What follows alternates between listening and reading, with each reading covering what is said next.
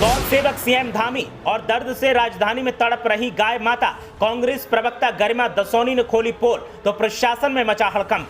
गाय छुड़ाने गई थी गरिमा दसौनी, लेकिन जो हालात देखे तो फूटा गुस्सा और सरकार की बजाय ऐसी बैंड के सीएम धामी को भी देते नहीं बना जवाब।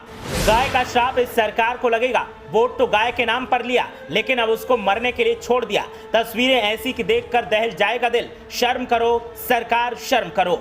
अगर आप कमजोर दिल के हैं तो फिर ये खबर भूल कर न देखें। कुछ दृश्य ऐसे हो सकते हैं जिन्हें देखने के बाद आपका मन विचलित हो सकता है, लेकिन अगर विचलित नहीं होता है तो निकम्मी सरकार का दिल, और अगर कान पर जूं नहीं रेंगती है तो वो नकारा प्रशासनिक अधिकारी जिनके कंधे पर सेवा का जिम्मा दिया गया है। ये राजधानी देहरादून का कांजी हाउस है, जहां आप बंद गायों की हालत देख सकते हैं। अगर कांग्रेस प्रवक्ता गरिमा दसौनी मौके पर न जाती तो ये तस्वीरें सामने भी ना आती। शर्म तो इस बात पर आती है कि गाय में देवताओं का वास बताया जाता है, उत्तराखंड को देवभूमि कहा जाता है, और उसी देवभूमि की धामी सरकार ने गायों का क्या हाल कर दिया है। देखकर आंखें नम हो जाती हैं और गायों का दर्द देखने के बाद दिल दहल जाता है।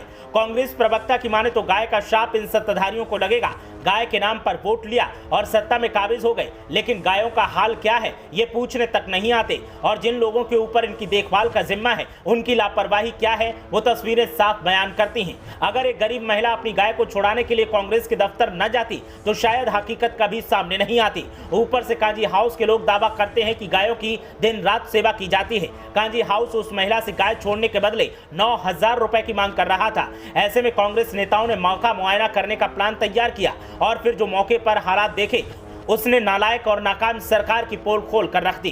काजी हाउस में हर तरफ गायों की बदहाली थी।